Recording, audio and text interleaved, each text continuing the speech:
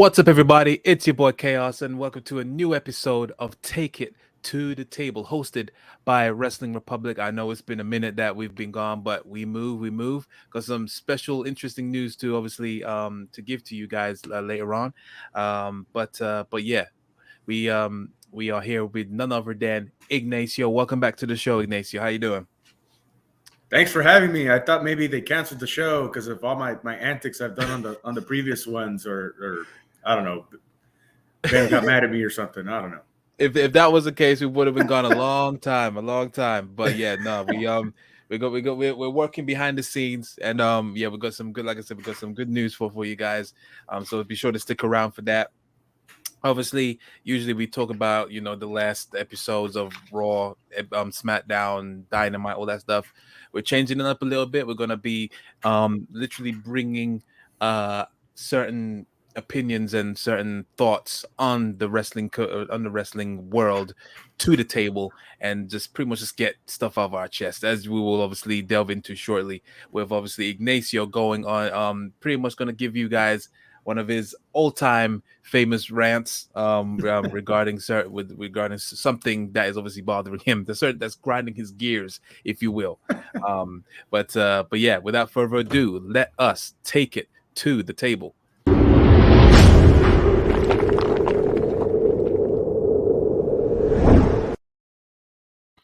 So yeah, as I said, we're gonna be starting off with this glorious episode of Ignacio Shoots.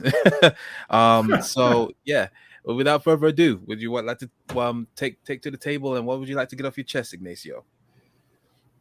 Well, first I'd like to say that it's going to be segments on Instagram that we're going to be Ben's going to be posting on the Wrestling Republic, and Yep. I don't know if he's going to plan on YouTube, whatever, snippets and reels on Instagram about topics that are eating me away with me weekly on Instagram. So I'm looking to do at least more than one per week, and then kind of coincide about what we'll be talking about here on the show, like the misuse of titles, and one topic I'm going to cover is the overuse of the phrase "goat." Everybody's the GOAT. Chaos. Everybody's the GOAT. Chris Jericho's the GOAT. Kenny Omega's the GOAT. Roman Reigns is the GOAT. They've all called themselves the GOAT. So I'll be covering that later on, probably next week. But it takes like 40 times to get the reel right. You know what I mean? Yeah. Because you stop and you know this. You've been on the show. You've done shows and stuff like that for pre-recording, and for something to get right, it takes you 40, 50 times. Yes. So I got to make sure it's perfect for Ben. It's got to be perfect because I want it to be perfect for him because he's the boss, and he'll slap my wrist, and I want it to be perfect for him. Everything. So yeah, so check it out. Look forward to it on Instagram. Ben's going to be posting those, and like I said, it's going to coincide with what we'll be discussing here. And yeah, really looking forward to telling everybody the way wrestling's supposed to be. Chaos. I'm sure the world is dying to hear, because like I said, you do sure cook up a storm, but that's what you're here for. You pretty much say the stuff that people are afraid to say in the IWC, so to speak. So yeah, but yeah, as of this recording, there's quite a lot of stuff going on in around the wrestling community, obviously, with WWE and AEW. The AEW's next pay-per-view, Double or Nothing, is shaping up quite nicely, with the main event ready booked, which is Hangman Adam Page versus CM Punk, which I would like to obviously get your predictions for that pay-per-view, because it's starting to come together pretty decently. Sure. And obviously behind the scenes regarding AEW and the video game as well, there's a lot of discourse with Ukes and Kenny Omega. Apparently Ukes is taking this out of Kenny, and Kenny absolutely hates working with Ukes. So this there's a lot of stuff going on. But I mean, is there anything that is grabbing your attention, so to speak, in WWE or AEW for that matter, that's making you be like, okay, I want to see what what the outcome of this will be? Well, there's plenty of stuff. We can be here all day. But you mentioned the title match coming up at Double or Nothing between CM Punk and Hangman Adam Page. I think Hangman's Adam Page title run is probably the most unimpressive in a very, very long time. And it's a shame because it was very anticipated. Everybody was waiting for Hangman to see how how much of a great run he would have as the champion. I don't think they did a very good job building up contenders for him after he won the title. And I think that's one issue that brings illegitimacy to the titles, because Hangman Adam Page, when he won the championship, and it was a momentous occasion. I was there in Minneapolis when he won the title, and it was a great momentous occasion, but his jets were cooling. And then they kind of came back up because they had Bryan Danielson waiting in the wings. But after he had the series of matches with Daniel Bryan or Bryan Danielson, he's cooled off again. His promos are flat, in my opinion. He doesn't have a lot of life behind them. They haven't lined up a good series of opponents for him. They have opponents that haven't been on TV or haven't racked up a string of wins on TV for months. Adam Cole, for example. Wrestling fans in general, the hardcores know what's the situation with the Bullet Club and the history and all that good stuff, right? But for fans that you're trying to get over from WWE, for example, fans that you're casual fans that watch it every once in a while, that you're trying to grow the audience and bring over to the program, they don't want to look up the history of the Bullet Club. They don't fucking have time for all that bullshit to look on YouTube, to look at matches or what have you. They want a story played out and simplistic and right in front of them. So Adam Cole, very dry, very flat. His run in AEW, in my opinion, so far, it's very unimpressive. Oh, wow. Before he challenged for the title, I mean, when's the last time he had won on TV before he challenged for that championship? I think he beat Jungle Boy once, but he lost to Orange Cassidy in that ridiculous garbage match that they had. Okay, so Adam Cole, one of the best quote unquote wrestlers in the world that everybody adores and loves, loses to Orange Cassidy, this fucking goof, on national television with no rules. That means you can do anything. So essentially, he lost in a fight to Orange Cassidy, and then he goes challenge Hangman Page for the world title. But it didn't. Wow. That was stricken from the record. It wasn't part of it, so that's why. Don't give me that. That was the loophole. That's fucking ridiculous. So when you have all these gimmicks and these stipulations and what have you, and you can't keep track of your own ranking system, how is that supposed to bring legitimacy to your world champion and your world title with already a world champion who hasn't been legitimate, it's been an underwhelming run? It's been terrible. So that, as far as AEW, I think it's been the most underwhelming run. It doesn't bring any legitimacy to that. I'm sorry to say that, but the last time the title, I believe, that had any legitimacy, and yes, I'm saying it here, is when Chris Jericho had it, and that's it. Wow, not even Jon Moxley through the pandemic era? Well, look, okay, I'm glad you bring that up. Look, and maybe in the past I've been a little bit too hard on Drew McIntyre, but I think just the pandemic just really screwed everything up in wrestling, because those two, McIntyre on WWE side and then Moxley on AEW side, I think it's just, man, they were hot. Moxley was the hottest thing in wrestling at the time, in my opinion, and then the pandemic brought anything down. He had an okay run, but let's take the pandemic out of it, and Moxley, and I hate to say that, but it's just like, Page's, like I said, his title run was unimpressive. Kenny Omega, fuck him, twinkle toes, dumbass. Oh my God, self-trained bullshit wrestler. The only time he had great matches was with Bryan Danielson, and I can't think of anybody else Kenny had a good match with, because it was Bryan Danielson, and Bryan Danielson probably told Kenny Omega, look, we're not doing any of the fucking fake bullshit that you do, and you're going to sell for me. And that's why they had a great match. Other than that, can't think of a great match that he had. Chris Jericho brought legitimacy to that title because he was from the other company. He had some steam behind him coming from Japan. Multi-time world champion, main event WrestleMania, yada, yada, yada. But ever since there, they put it on Jon Moxley. Pandemic, came about, took some steam off of him. So nobody's really had some steam or legitimacy behind that title other than Chris Jericho. And you don't know how much that fucking hurts me to say, KS, because I hate Chris Jericho. Not as a person, but in the wrestling business.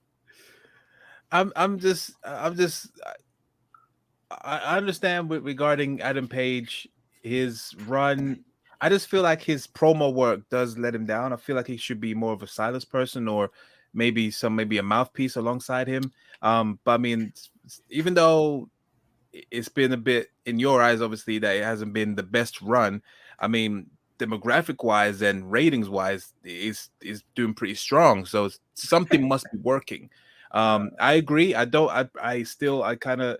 I'd rather see Kenny Omega's run than Hangman Adam Page's, to be honest. Uh, but now, obviously, with the match that's happening at Double or Nothing, I think this is so intriguing because I don't feel like whoever wins is whoever loses out of that match is not gonna be feeling the worst of it. If no one's gonna get buried or anything, it could go either way. And I think whoever wins, no one's gonna complain either side. Um, and but also to say that Kenny Omega's run, I know that obviously he went, Power Ranger and everyone and did the belt collector thing, which was a bit OTT. I understand, but yeah, I guess along the way, when during his defenses, I think he faced obviously he rematched against John Moxley. Obviously, he had that dud of a ending on that death match. He had that ridiculous 3-way with Orange Cassidy, the fucking goof, the Doink the Clown of AEW, and what's his name? Pac. In which the only reason why they had that match is because, again, they didn't have any legitimate challengers lined up for him, which is a major issue why the legitimacy of titles is going down, because they don't build talent for the champions. Yeah. Yeah, true. And then obviously, that's when he faced Christian Cage. He lost one of the titles.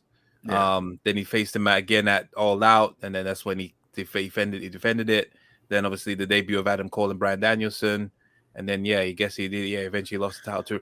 But I think it's because obviously he had it a long time, and there's not usually. I'm still conditioned to have a pay-per-view every month with WWE, whereas it only had 3 big pay-per-views.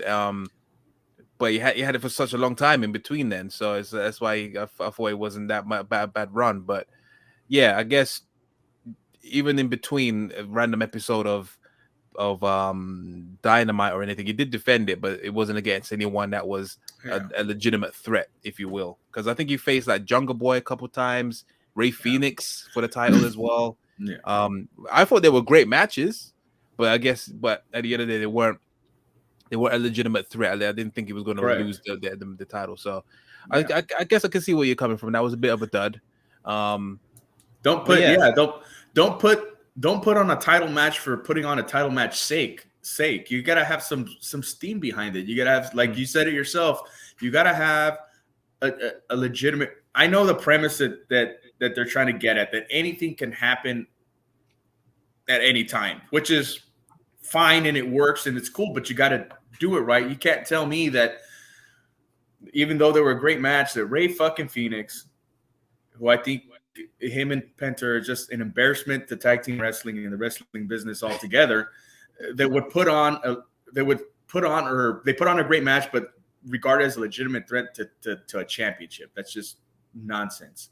But yeah, don't put on a championship match sake on TV just to try to bump ratings. You got to have some steam behind it. If you just have Hangman Page against, whatever, just to bump up ratings, Orange Cassidy or Danhausen or whatever the fuck, just to try to bump up ratings, just to try to TV match, that brings even less legitimacy to the title because they're not a legitimate threat. Just like you said. You said it. I didn't. I totally get that. Even though there can be some random cobbled up matches for the title, I still feel they do it a bit better than WWE. They may, even though there might be a very little build up or they just want a random battle royal, it's definitely not as haphazard as WWE do it. Like the most other story. One of recent memory I remember was I think it was during the pandemic era where Drew McIntyre was champ, I believe, and Kevin Owens and Seth Rollins had a match at Mania when Kevin Owens jumped off the Titantron or whatever. Seth Rollins lost, but the next night on Monday, Seth Rollins all of a sudden started wanting to challenge Drew McIntyre, and he got the match the next pay per view. It didn't make any sense. He just lost a major match and a major pay per view, and he's getting Yeah. so it's very haphazard. Whereas AEW, it's more often than not it is a bit random, but sometimes they do actually do like random ladder casino battle royal or whatever they Yeah. call it. But yeah, they do have some inconsistencies as well. I can guarantee I can understand that. And yeah, regarding the title reign with Adam Page, uh, uh obviously Lance Archer, the thing in between it was the thing is with Hangman Adam Page is like the build up to the match is very mediocre, but when the match happens, it's pretty good. Like, did you not enjoy the one again with him against Adam Cole in the death match? No. Oh God. It was humiliating. It was fucking embarrassing. It was no selling, garbage match bullshit that you could see on that pathetic promotion that's here in the States, GCW, Oh, here we go. extra garbage championship wrestling. They don't need to be doing that bullshit on TV, all right, or at all for that matter. Those matches aren't well done anymore. I'll go back to WWE because you mentioned it. You don't even need to go that far to the pandemic. Look at a few weeks ago on Monday Night Raw when we had the title switch between. I'm talking about the United States title with Theory and Finn Balor. Theory up until then had lost to every other person on the roster every other week on Raw, but he beat Finn Balor 5 times. But he loses to a fucking announcer at WrestleMania. An announcer at WrestleMania in a gimmick match. How does that bring any legitimacy to that title? Yeah. Mid-card titles, quote unquote, mid-card titles are supposed to elevate superstars like Bret Hart, like Shawn Michaels, like The Rock, like Steve Austin, right? But this booking doesn't legitimize the title. So if we don't care about the title, if we don't care about who has it, how are we supposed to care about them when they challenge for the heavyweight title or the main roster title? Makes no sense whatsoever. Yeah, it's true. They haven't really cared about for the mid-card titles for probably 10, 15 years, maybe even longer than that. Yeah. They're literally just there. Like, obviously, John Cena and The Miz, they've all tried to bring it up, but it just like as soon as it leaves off their waist, it's just downhill. And then look who's coming out on TV on Monday nights. It looks like he's next in line for a title match. Mustafa Ali, who hasn't been on fucking TV for 6 months. Yeah. It's ridiculous. So that's what I'm saying. I think WWE's way of doing things is way worse than AEW's. Not to say that it's any better, but like there's a bit more logic to it. Regardless of how threatening they are to the title, they may not be, but I trust AEW a little bit more than I do with WWE. They just don't know what the hell they're doing. So yeah, I don't know what else to say on that. Well, you're a little bit out of breath there because you probably agree with me, but I'll give you one more, and I know this is gonna even piss more people off, but look at Big E. They slapped the title on him, and then you expect this guy for the past 7 years prior to him getting the title for us to take him seriously when he's been done nothing but shoving pancakes down his pants and up his ass for 7 years, riding unicorns, playing trumpets, and you want him to look taken seriously as a champion. Not only that, beknownst to him, he gets the title, and I can't tell you if he won a match after he won the title. He was losing every other week in tag matches, 6-man tags, tag team, on fucking Monday Night Raw. Damn. Yeah. Vince McMahon changed his mind pretty quick on that one. But anyway, again, you put the title on a shitty wrestler, and you expect it to turn water into wine or him to lay the golden egg. It was embarrassing. It's the worst title run in probably WWE in the past, I don't know, 10, 15 years, whatever. It's definitely up there. I mean, this one was worse than Kofi Kingston's. I must say, and there's another one, but yeah, that's what I literally felt like. Big E's run was definitely similar to Kofi Kingston's, as in, all right, the fans got what they want. We're done with this now. Now it's this is where it's meant to happen. Yeah. Obviously, the huge catalyst was definitely obviously with Roman Reigns getting COVID and stuff, and but I think they just wanted an excuse to get it off him, because all that doesn't make sense. Yeah.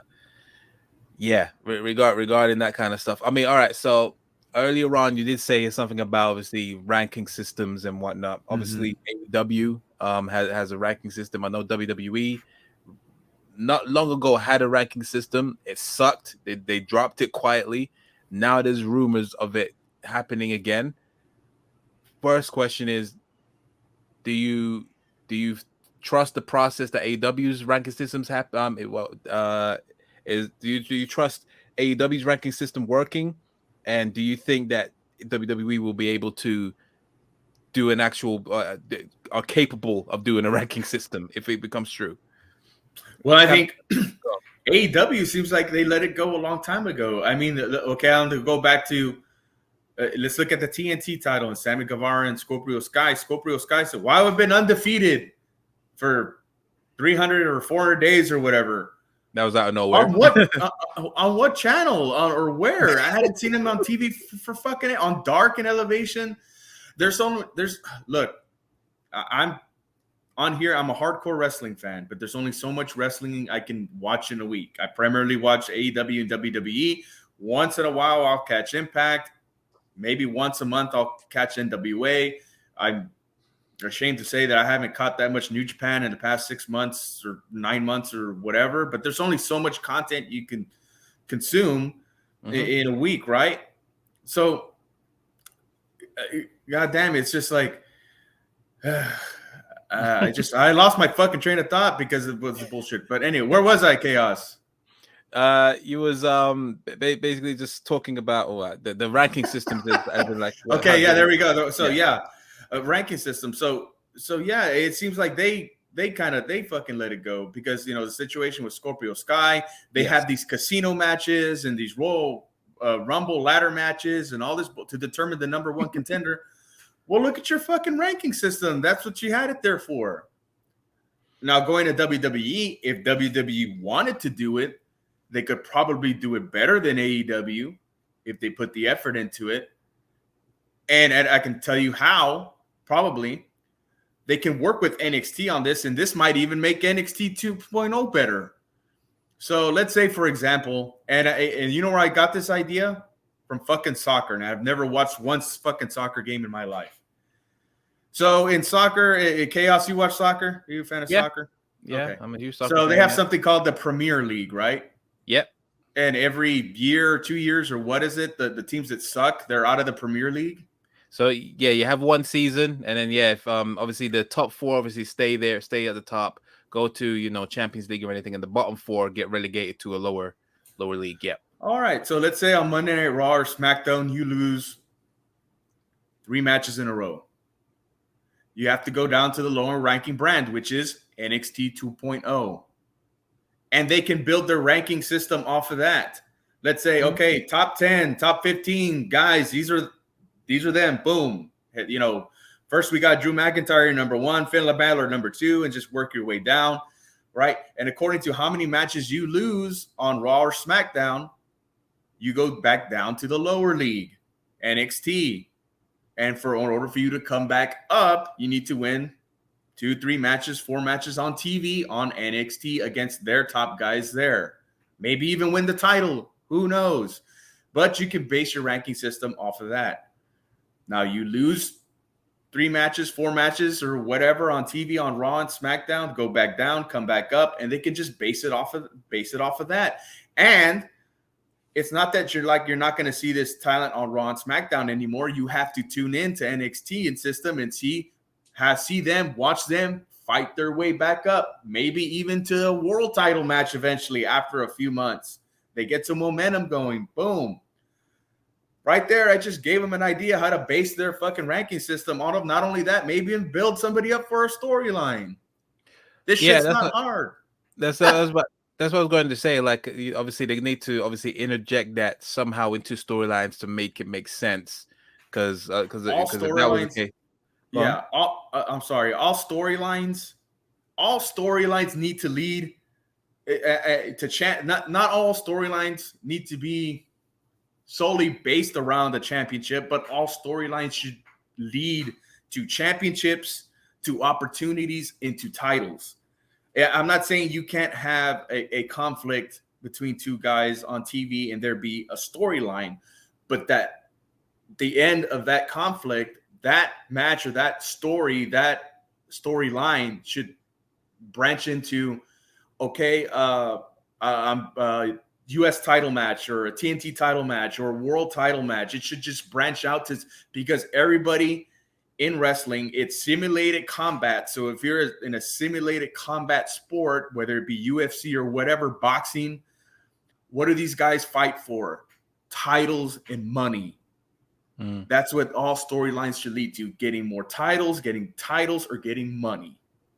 That's the realistic thing that should be happening, which should be going back to basics, and that should be the base of every storyline. How do these storylines leads to title or leads to these guys getting kayfabe money? You know? Yeah. I mean, yeah, I do like that kind of concept. I didn't really think of, you know, how the yeah, like you said, the Premier League stat, like how that ranks. That kind of formula will work in the WWE. I'll be here for it. Yeah, it's obviously you would have to keep on tuning in to see, like you said, and it would force Oh, you fans. mean? Oh, so you mean it would? You mean you keep tuning in? You mean it would get more viewers and more people interested? Whoa! God forbid. God forbid. Fuck. God forbid you get somebody else, you know, somebody else from another genre or somebody else who's interested in something. You get a casual fan to come over is what I'm trying to get at. Yeah. You know? Yeah. You could definitely turn a casual fan into a regular hardcore fan if needs be, and if it's done correctly. Yeah, I mean, I would love to see that happening, but the thing is with WWE, I always get this sense that it's all about right here, right now, not the long term. I mean, everyone knows that, you know, AEW is more capable of doing long term booking than WWE. Everything is like definitely like, you know, fast track everything and then somehow make it make sense at the next pay per view, and then, you know, that bit let it be done. But yeah, if they actually really cared about trying to get the people's interest and, you know, just come up with something original, something niche, because that's something that I haven't really seen being implemented in any other company. That would be a decent shout. I'd be here for it. And then like that could also, there could be high stakes in their next, like I said, their next follow up match. If they lose one more, that could put them right at the bottom, and then most likely they will never recover, and then they're gonna end up in NXT. And now you have stakes. For example, that was a good point. You branched off of, hey, I gotta win this match, or else I'm going back down to NXT 2.0. I'm not gonna be making as much money as I am on kayfabe, Raw, and SmackDown. I'm gonna be dealing with lower level talent. If I lose there, I might be out of the company. Then if I lose 3 matches in a row in NXT 2.0, or I get off TV, or I have to go back to Performance Center, whatever. You know, it's just, you just branched off of there and made another good point. Yeah. Thank you, Chaos. No, it's cool. I mean, there's so many people that, especially of, you know, someone that's like very brash or like very egotistical, they have a slump. Like, say, Charlotte Flair, she for some reason, you know, if she keeps on losing, she's gonna lose all her riches or just something like that, and it just takes and you know, just branch it off, and then she goes down to NXT and meets, I don't know who else is very similar to her down there in NXT. I don't watch NXT 2.0, but someone that's similar to her down there. Maybe have a match against Nikita Lyons, because I know she's the talk of the town right now, understandably so. But yeah, that'll be something that'll be very interesting. Instead of always doing drafts that don't make sense before the Survivor Series, and it will definitely breathe a new life of fresh air to the product. And yeah, that's very good. But of course, we'll leave it to the viewers as well. Leave it in the comments as well. What do you think of that? Do you think the you know, how the Premier League or soccer plays out, the standings and rankings? Do you think that it will work in the wrestling world, or do you think something else could work? So let us know in the comments. So yeah, of course. So that's the ranking systems. Another thing we obviously wanted to talk about as well is regarding the IWC. It's a very temperamental community. So shall I say, in terms of, you know, how people are very quick to turn on even on their favorite wrestlers. Do you feel that's the case, where everyone's too quick to jump the gun and not wait a little bit longer to see how things play out? or do you think it's it's rightly justified when people are miscast or misused, or they just lose a random match one week when they shouldn't have, and they just turn on them? What's your thoughts on that?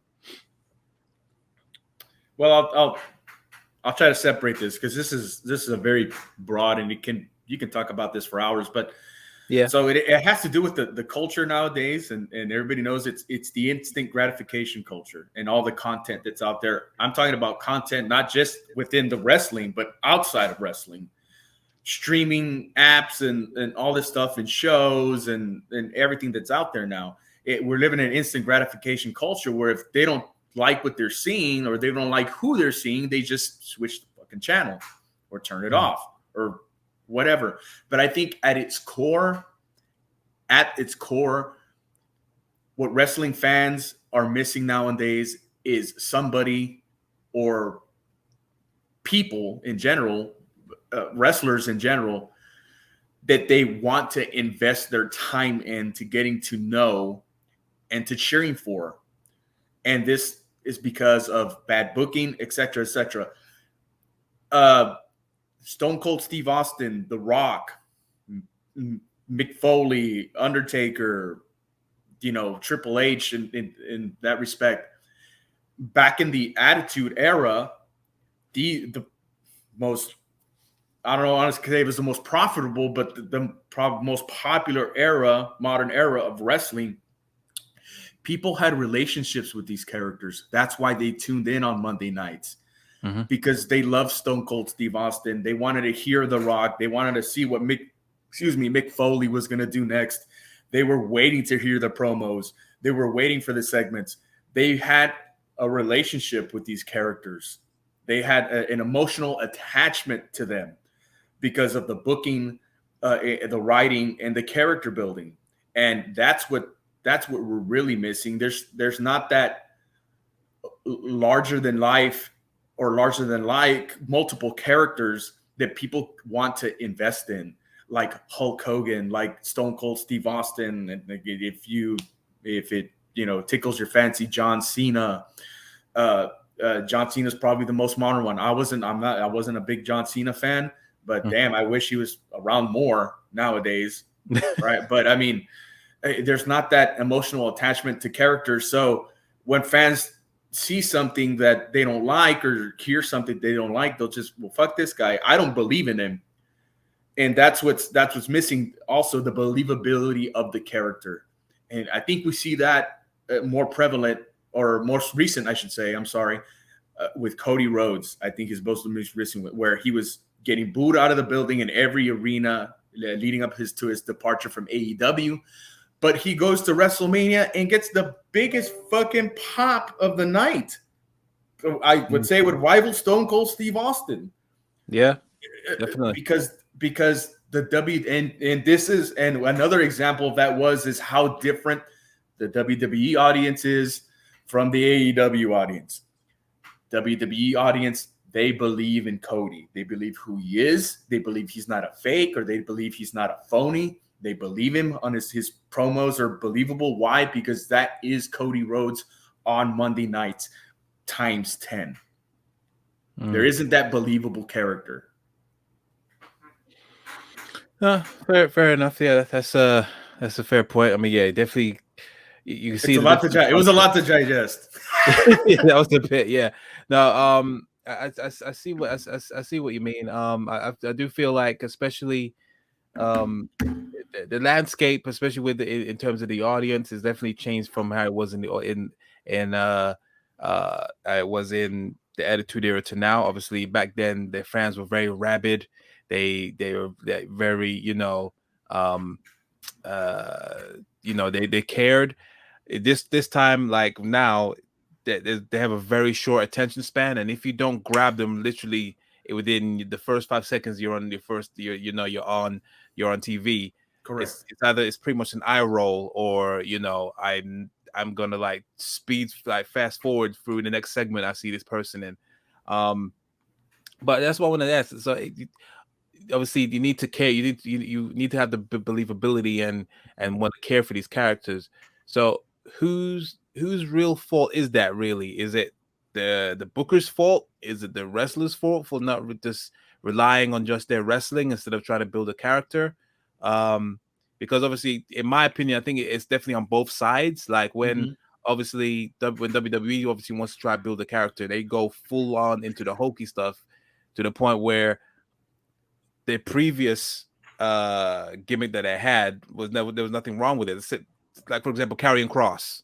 I felt Uh-huh. like his package was he's not the greatest wrestler, but the way he was packaged in NXT covered that mask that his limitations, and they came up with a great character, and then obviously they completely threw that in the bin and try to make him a discount gladiator.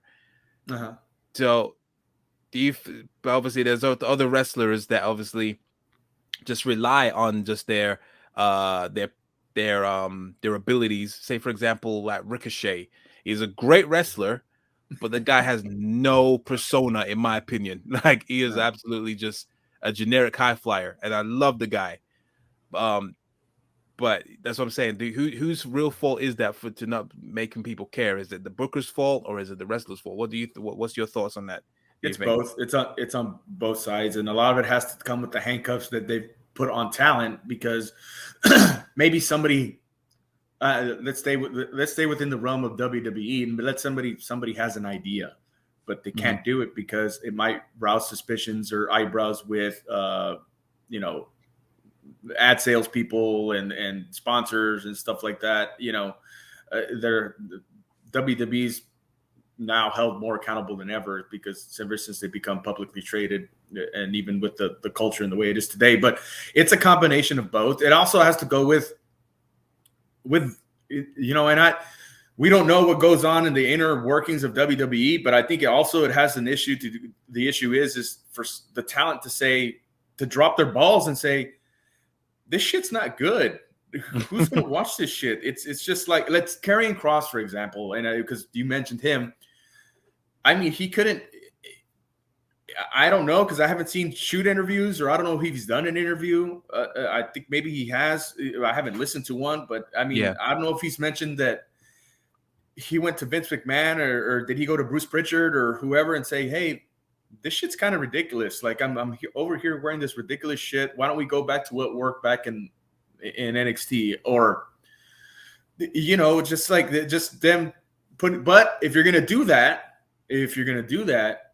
and I'll kind of defend the wrestling promotions. If you're gonna do that, if you're gonna say, "Well, what your writers is giving me isn't good," then you have to have an idea for Mm. your character, for your presentation or whatever it may be. So I think it's the bookers, the companies, the wrestling companies, and I think AEW is more handcuffs off and more they let the talent uh, build their own characters and so forth. They have more leeway as far as Yeah. their creative. I think that's obvious, and in a lot of cases that's a bad thing, but a lot of cases. But I mean, what I'm trying to get at is I think it's the booker's fault. I think it's the promotion's fault for too much of the handcuffs on the talent, and I think it's also the lack of creativity of the talent because they're relying on writers to write their shit for them, and they're allowing producers to tell them how to do their matches that doesn't match their style or their character.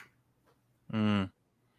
Yeah. Yeah, I do agree that it's definitely a mix of both. I think definitely with the writers, especially in WWE, the fact that none of them actually watch the product. Most of them are just TV writers. Like they've had, writing credits in Beverly Hills 90210 and all this kind of stuff. And they literally like one girl got fired for that kind of for not even knowing who Yeah. Bobby Lashley was. So, that's just she got fired just because she aired that out. It's freaking weird. But yeah, I definitely think it's a mix of both. I think there's a lot of people that is just coasting by, but the writers that they have is they're not being challenged. And I understand that. I think Karrion Cross, and I do get that that inkling that obviously he just came from NXT. He doesn't know anybody. If you try and challenge one of the writers, obviously that's going to feed back to one of the main boys like Kevin Dunn or Bruce Pritchard. They're Yeah. probably going to say, "Oh, this kid's not. It's hard to work with." is going to get buried. It's a really toxic. I feel that's a toxic work area, work ethic, where you can't really be yourself. You just have to just go through the paces, and then when you eventually be enough of a yes man, that's when you can have a bit of creative freedom. But you have to go through a lot of shit to get through there, and that's you just stifle. It just makes that also that forces people to not be creative. You know what I mean? Sure. But I So think if more, I think if more than one person did it, like you meant, let's say Ricochet, and let's say Finn Balor. Let's say if it became habit to where talent kept on coming on and say this shit doesn't work, then that might turn their eyes and say, well, shit, fuck, this is too many, this is too much going on. There's too many complaints. Maybe we ought to start letting these guys start putting a little bit of themselves or a little bit of their creativity into their characters in their products. But I mean, nobody drops their balls and does it. It's not going to happen. It's true. I mean, it's only very few people that get that leeway from the get go. Like I know Cody Rhodes, to an extent, kind of has a leeway. Like I do think that most of his promos ain't written for him. That's him talking that way. But obviously, yeah, this, especially if you're just fresh off from the lower tier, you feel like you're walking on eggshells. And I think that's been said along the years. A lot of people, like, I watched Ember Moon's interview with Chris Van Vliet. Very good interview if you haven't seen it. And yeah, she felt like it was just going downhill. And even when she went back to NXT, it was even worse when they were going through the whole rebranding and Hunter was gone and she was told to dress sexier and all this kind of stuff. And, you know, all these other plans were thrown out the window. Everything was falling on deaf ears. So yeah, it's a really, really odd workspace that they're amongst. But yeah, something needs to give. That's what I'm saying, because there's a lot of people that's on there right now that I couldn't give two shits for. Like, and when they were in NXT, there was nothing wrong with them. Like Pete Dunne, you know, Raquel Gonzalez, or whatever her name is now, you know. But yeah, they just completely suck the energy out of the room, and you just want to skip past their next match or the next segment. So yeah, but something I got to give, and I think it's definitely both parties play a part in that for sure. Yeah. So but of course, in the comments as well, guys, please make sure you leave your comments in the down below of what you think, who's at fault, and what could possibly improve the landscape for the internet wrestling community to not turn on their favorite wrestlers so quickly after maybe just one bad match or one bad segment, one cringeworthy segment. But yeah, that is pretty much our fill for today. Well, we've pretty much covered a lot in the space of 43 minutes. So yeah, once again, thank you very much, Ignacio, for gracing the table with your shoots and thoughts on the wrestling landscape. But yeah, this has been Take It to the Table. I have been your host, Chaos. He has been Ignacio, and until next time, guys, peace. Oh, before I forget, I need to tell you guys about what's going to happen with the future of Take It to the Table. Now we're going to be starting a new show called Take It to the Table. No, it's not. It's called Let's Take It to WWE 2K22. The name of the game is in there. So yeah, we're going to be doing Let's Plays with myself, Mr. Rhymes, Soul, Rides, Matthew. We're all going to be chopping it up down there. We're going to be doing tournaments, crazy custom matches. We're going to be fighting over the Take It to the Table championship. But yeah, we're going to be doing all that kind of stuff. You know, actually, I'm going to show you a little snippet of an episode with me and Soul chopping it up right now. Go check this out. Power that air conditioner. Oh my God! Yeah. Come on. I'm gonna kill this turnbuckle. What are you doing? Fucking yeah. Okay, my guy is actually glitched. I can't actually fucking. I'm pressing the thing to set it up. So I don't get to lose, right?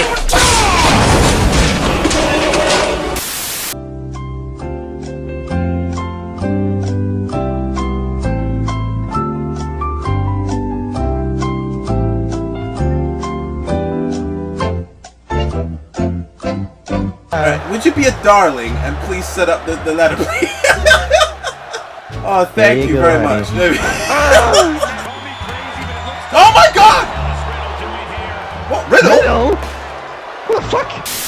So yeah, be sure not to miss those episodes. So yeah, we're gonna be going all out on this kind of stuff. So yeah, be sure to check us out. That won't be too long. Should be in the next few days or so. But of course, make sure you have your notifications on, and of course, subscribe to the Wrestling Republic channel. But yeah, as I said, I have been your host Chaos. This has been Take It to the Table. Until next time, guys. Peace.